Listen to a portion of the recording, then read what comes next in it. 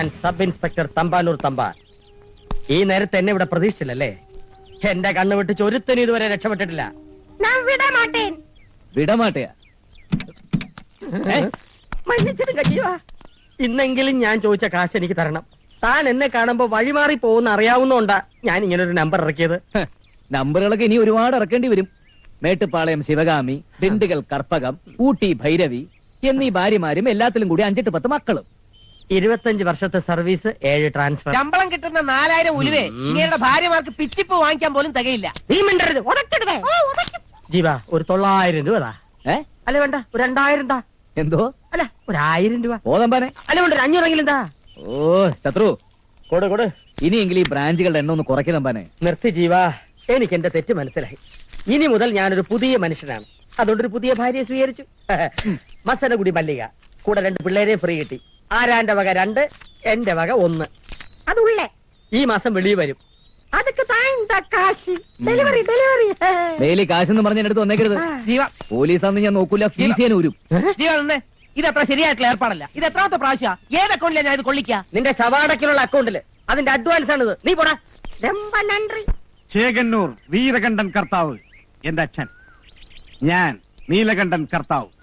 18 പയറ്റി തെളിഞ്ഞ പാരമ്പര്യമുള്ള കുടുംബം. കാട്ടാനെ വരെ ചൂണ്ടുവർമ്മത്തിൽ നിർത്താൻ കഴിവുള്ളവനാണ് ഈ കർത്താവ്. അതുകൊണ്ട് എനിക്കാരെയും പേടിയില്ല. വർമ്മയുടെ ഈ എസ്റ്റേറ്റ് ഞാൻ തന്നെ വാങ്ങും. എന്തു പറ്റി? അല്പം വലിവുണ്ടേ, എന്നാലും ശക്തിക്ക് കുറവൊന്നുമില്ല. ആർക്കും ഒരു സംശയവും തോന്നാതിരിക്കാനാ കാര്യങ്ങൾ ഇവിടെ വെച്ച് സംസാരിക്കാൻ തീരുമാനിച്ചത്. അത് നന്നായി. ആരെങ്കിലും കണ്ടാൽ നമ്മുടെ മൂത്തൊഴിക്കാൻ നിൽക്കുന്നേ തോന്നൂ.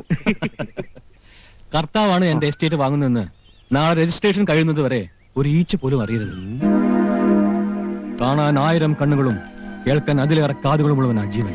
അതെ, എന്നോട് കളിച്ചാലേ ഞാൻ ആളെ വെച്ച് കൊല്ലിക്കും. എന്തെങ്കിലും പൂത്ത പണമുണ്ട്. Good, very good.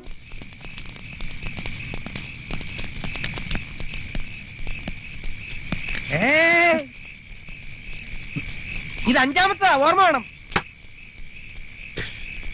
ഞാൻ ആരാ? പൗലോസേട്ടൻ വെള്ളം അടിച്ചാൽ സ്വന്തം പേര് പോലും പറക്കും. അതല്ല ചോദിച്ചത്, ഞാൻ നിങ്ങളുടെ ആരാണ്.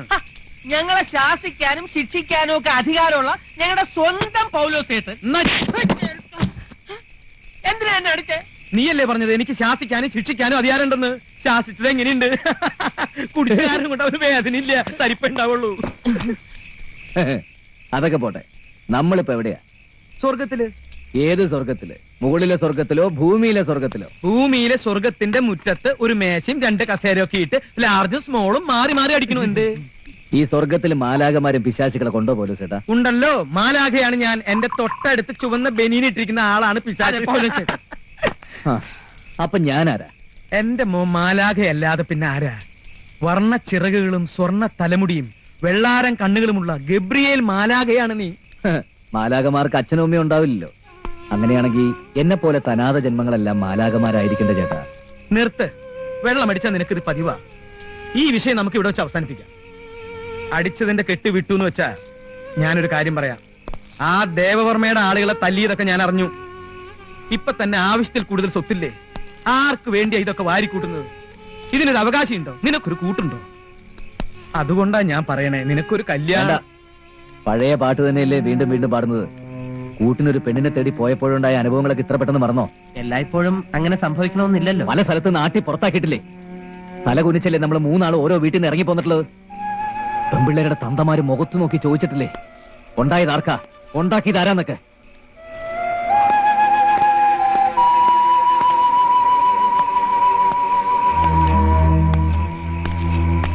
ഇനിയൊരു പരീക്ഷണം വേണ്ട. എന്റെ കുടുംബം നിങ്ങളാ. അച്ഛനും അമ്മയും ഏട്ടനും അനുജന്മാരും ഒക്കെ നിങ്ങളാ. അത് മതി. അതല്ല, നിങ്ങൾക്ക് എന്നെ മടുത്തു തുടങ്ങിയെങ്കിൽ പോവാം 2 പേർക്കും. നിന്നെ മടുക്ക്? എന്താ ഈ പറയണേ? ഈ ജന്മം അതിന് കഴിയില്ല കുട്ടി. നിനക്ക് ഞങ്ങളെ മടുക്കുന്നവരെ ഞങ്ങൾ നിന്റെ കൂടെ ഉണ്ടാവും, അത് ഉറപ്പാ. ഇനി നീ ആട്ടി പുറത്താക്കിയാലും ഞങ്ങൾ പോവില്ല. കാരണം ഇതിലും വലിയൊരു സ്വർഗം ഞങ്ങൾക്ക് ഈ ഭൂമിയിലില്ല.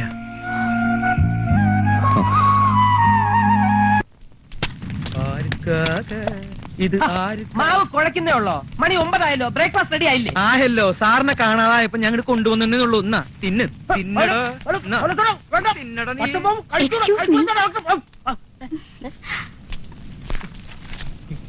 അയ്യോ ഇതെന്താ പച്ചമാവ കഴിക്കുന്നേ? ആ ഞങ്ങൾ ഇവന് ദിവസവും കൊടുക്കാറുള്ളത് പച്ചമാവാ. ഈ മാവ് കഴിച്ചിട്ട് ഞാൻ കുറച്ച് തിളച്ച വെളിച്ചെണ്ണയും കൂടെ കുടിക്കും. അപ്പൊ അത് വയറ്റിൽ കിടന്ന് പൂരി ആയിക്കോളും. നിർത്ത്. അല്ല നമ്മളാരാ മനസ്സിലായില്ലല്ലോ. ഞാൻ തിലോത്തമ്മ. ദേവർമ്മയുടെ എസ്റ്റേറ്റ് വാങ്ങിയത് ഞങ്ങളാ. ഞാൻ എല്ലാവരും ഒന്ന് പരിചയപ്പെടാൻ വന്നതാ. അത്രേ ഉള്ളൂ. ഞാൻ പൗലോസ്. ഇത് ഞങ്ങളുടെ ശത്രു. ശത്രുഘ്നൻ. ഓഹോ, ദാ നിൽക്കുന്ന ആളാണ് ജീവൻ. അപ്പോ ജീവന്റെ ഫാമിലി? അറിയേണ്ട കാര്യങ്ങൾ മാത്രം അറിഞ്ഞാൽ മതി. സെൻസസ് എടുക്കാൻ വന്നൊന്നുമല്ലോ. ജീവൻ വില പറഞ്ഞ എസ്റ്റേറ്റ് ഞങ്ങൾ വാങ്ങിയതിൽ ദേഷ്യം ഉണ്ടാവുമെന്ന് എനിക്കറിയാം. ദേവർമ്മ എസ്റ്റേറ്റ് വിൽക്കുന്നെന്ന് പറഞ്ഞു. വിലയും മറ്റു കാര്യങ്ങളും ഒത്തു വന്നപ്പോ ഞങ്ങളത് വാങ്ങി. ഞങ്ങളുടെ ദേഷ്യമൊന്നും തോന്നരുത്. ഒറ്റയ്ക്കാണോ? അല്ല, തിലോത്തമേ, എന്തിനാ ഈ തണുപ്പത്ത് പുറത്തിറങ്ങിയത്? നീ എങ്ങോട്ടാ മതിലാടി നോക്കാൻ വന്നാടി? ആരാ മനസ്സിലായില്ലോ? ഞാൻ കർത്താവ്. എന്റെ ഈശോയെ, അങ്ങ് ഉയർത്തെഴുന്നേറ്റ് പോയിട്ട് ഇപ്പഴേ വരണേ. എവിടെ കുരിശ്? ആ കർത്താവല്ലടോ, ഞാൻ ഇവളുടെ ഭർത്താവ്. പേര് ചേകന്നൂർ നീലകണ്ഠൻ കർത്താവ്. കണ്ടാലേ അവരുടെ അപ്പൂപ്പൻ, സോറി മുത്തച്ഛനാണെന്ന് തോന്നുന്നു. മുത്തശ്ശത്തിന്റെ അപ്പനാടാ. ആണുങ്ങളുടെ മണം അടിച്ചപ്പോഴേക്കും നീ വേലിയാടി ഇല്ലടി മൂദേവി. നാട്ടിലുള്ള പൂവാലന്മാരുടെ മുഴുവൻ ശല്യം സഹിക്ക വയ്യാതെ ഉള്ളതൊക്കെ വിറ്റുപറക്കി തണുപ്പത്ത് വന്നപ്പോ ആരാടാ ഈ ജീവൻ? ഞാനാ. ഉം? നീ വലിയ കൊമ്പത്തെ ആളാണെന്നൊക്കെ ഞാൻ അറിഞ്ഞു. പക്ഷെ എനിക്ക് നീ ഒരു പുല്ല. എന്തെങ്കിലും പൂത്ത കാശിടടാ. പൂത്ത കാശുണ്ടെങ്കിൽ വെയിലത്ത് വെച്ച് ഉണക്കണോ? അയ്യോ അയ്യോ എന്താ പറ്റി? ആസ്മയാ. സമാധാനമായി. ഞങ്ങൾ ഇറങ്ങട്ടെ, പിന്നെ വരാം. വരൂ വരണതിന് വിരോധമില്ല. പക്ഷെ ഒറ്റയ്ക്ക് വന്നാ മതി. കൂടെ ഈ ഉപ്പുചാക്ക് വേണ്ട. വരൂ നീ. ജീവ, എസ്റ്റേറ്റ് നമുക്ക് തന്നെ കിട്ടും. എങ്ങനെ? ദേ കണ്ടില്ലേ, അയാളിന്റെ അധികം നാളും ഉണ്ടാവില്ല.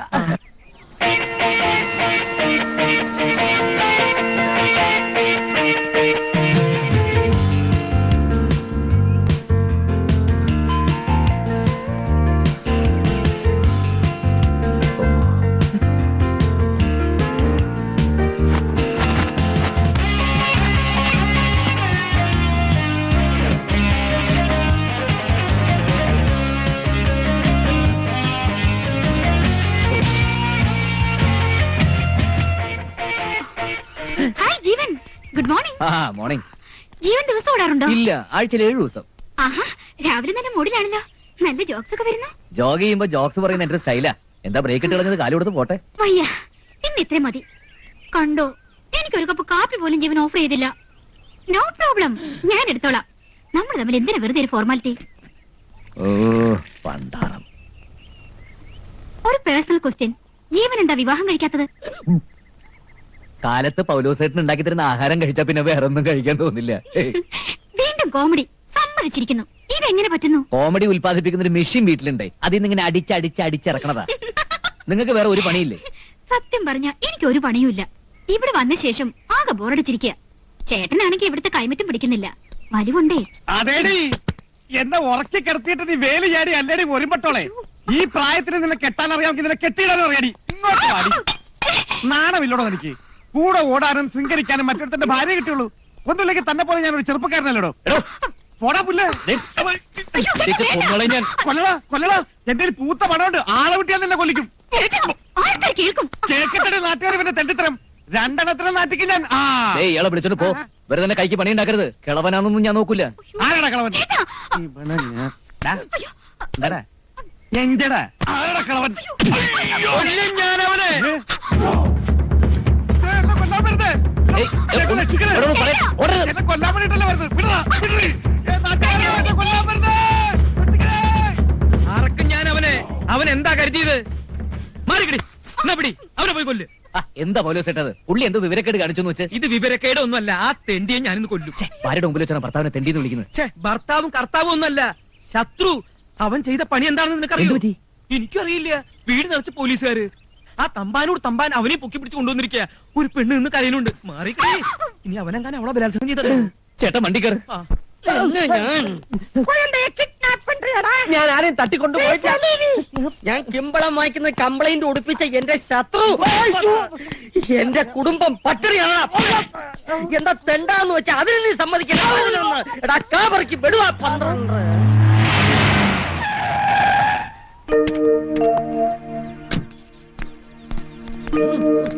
എന്താ തമ്മാനെ, എന്താ പ്രശ്നം? പ്രശ്നം ഗുരുതരമാണ്. ജാമ്യം കിട്ടാത്ത കേസാണ് കുട്ടിയെ തട്ടിക്കൊണ്ടുപോകൽ. സാറ് പറഞ്ഞത് ശരിയാണോടാ? ഇവരുടെ കുട്ടിയെ കിഡ്നാപ്പ് ചെയ്തു എന്നുള്ള സത്യം മതി. ഇപ്പൊ ഒരു ഡസനായി. ഏற்கனவே ഞാൻ 11 പോട്ടാച്ച്. പക്ഷെ കിഡ്നാപ്പ് ചെയ്തത് ഞാനല്ല. ഞാൻ ഇന്നലെ ഇവിടെ ഇല്ലായിരുന്നല്ലോ. ഈ പൗലോസ് ഏട്ടൻ എടാ ഞാനോ തോന്നിയ ദിവസം കളിച്ചിട്ട് നുണ പറയാ കത്തിങ്ങിയാടോ. സത്യം പറയടാ, എന്താണ് ഉണ്ടായത്? ഏ? നിങ്ങൾ ഇങ്ങനെ നോക്കി നിൽക്കാതെ ഇവന്മാരോട് നമ്മുടെ കുഞ്ഞവിടെ ചോദിക്കേ. ദേ എന്റെ കുഞ്ഞിന് എന്തെങ്കിലും സംഭവിച്ചോണ്ടല്ലോ എല്ലാത്തിനും കുത്തി കീറിക്കളയും ഞാൻ. പ്ലീസ് നിങ്ങളൊന്ന് സമാധാനിക്ക്. ഞാൻ ജീവൻ, ഇന്നലെ വൈകുന്നേരം കൃത്യം 6:39 നിങ്ങളുടെ വണ്ടിയിൽ കുട്ടിയെ കണ്ടവരുണ്ട്. അതിനുശേഷം കുട്ടിയെ കാണാനില്ല. കൃത്യം 7:39 ഇയാൾ ആ വണ്ടി സിറ്റിയിൽ കൂടി അമിത വേഗത്തിൽ ഓടിച്ചുകൊണ്ട് പോകുന്നതും കണ്ടവരുണ്ട്. അയ്യോ, അത് ചായപ്പൊടിയിൽ ഓടിക്കാൻ പോയതാ. ചായപ്പൊടിയാവും, കീഴപ്പൊടിയാവും. ഞാൻ മുട്ടിയെ കൊള്ളപ്പാടെ. കൃത്യം 8:39 എനിക്ക് പരാതി കിട്ടിയത്. அதுக்கு பிறகு என்ன நடந்தது? சொல்லுடா திருட்டு. Oh my God. പിടിക്കവരെ.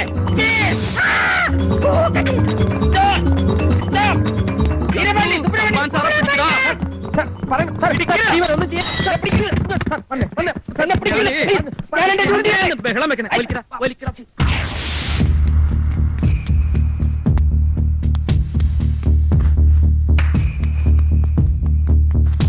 ഇവ രക്ഷപ്പെടാൻ നോക്കണ്ട. തമ്പാന് കീഴടങ്ങ്. കിട്ടി. തൊണ്ടി. കുട്ടിയെ തട്ടിയോ? ഇല്ല, എനിക്കൊന്നും അറിഞ്ഞൂടാ. ജീവാ, കൊലമ്പയെ കൊലബണ്ടി വെച്ചാ.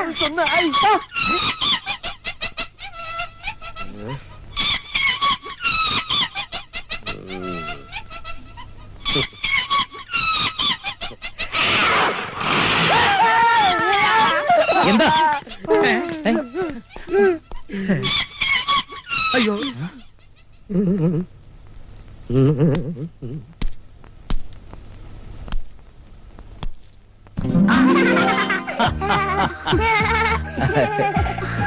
ഏട്ടാ കള്ളാ.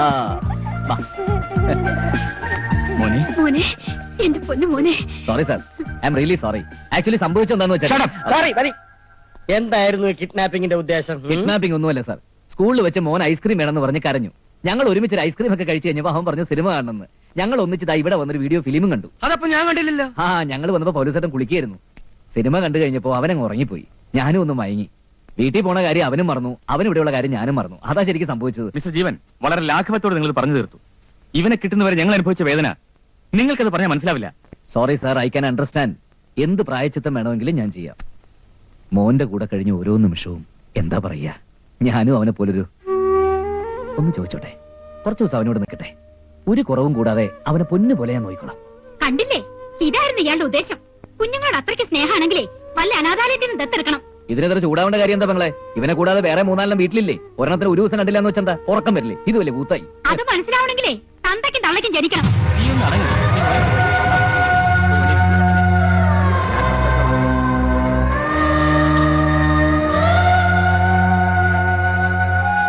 മിസ്റ്റർ ജീവൻ, 3 അല്ല 300 എണ്ണം ഉണ്ടെങ്കിലും അച്ഛനമ്മമാർക്ക് മക്കളെല്ലാം വിലപ്പെട്ടതാ.